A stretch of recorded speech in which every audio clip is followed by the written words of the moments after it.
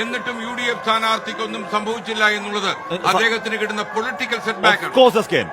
കാരണം ഈ തെരഞ്ഞെടുപ്പിനെ തന്റെ കൈവെള്ളയിലിട്ട്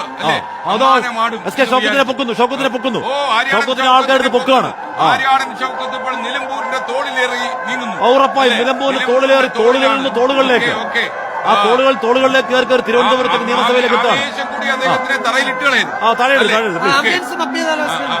നമുക്ക് ആംബിയൻസ് നോക്കാം അല്ലേ? ഓക്കെ, ഒരു ശബ്ദം കൂട്ടും ഓളിയത്തിലാണ്.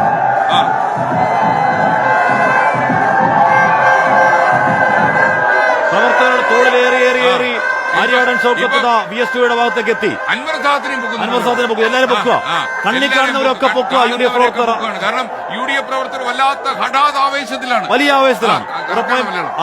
ഹഠാത് ആവേശത്തിൽ. ഓക്കെ, കിടക്കട്ടെ അല്ലേ? ഹഠാത് ആവേശം നോക്കട്ടോ, ഹഠാത് ആവേശം.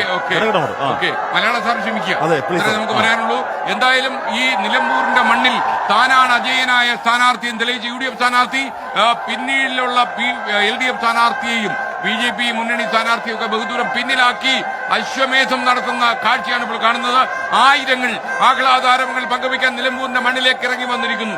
UDF പ്രവർത്തകരാകെ ആവേശഭരിതരായി ആവേശത്തിന്റെ അലകടലായി മാറുന്ന കാഴ്ചയാണ് നിലമ്പൂരിന്റെ മണ്ണിൽ നിന്ന് നമുക്ക് റിപ്പോർട്ട് ചെയ്യാൻ കഴിയുന്നത്.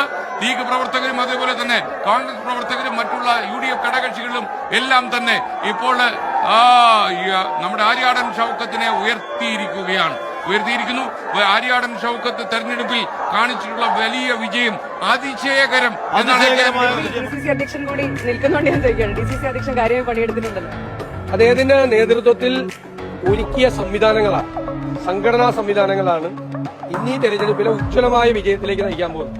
ജില്ലാ കോൺഗ്രസ് കമ്മിറ്റി പ്രസിഡന്റ് എന്ന നിലയിൽ അദ്ദേഹം ഒരുക്കിയ സംവിധാനം നിലമ്പൂരിൽ മാത്രമല്ല മലപ്പുറത്ത് പോലും ഒരിക്കലും നടക്കാതിരുന്ന UDFന്റെ ഔട്ട്സ്റ്റാൻഡിംഗ് പെർഫോമൻസ്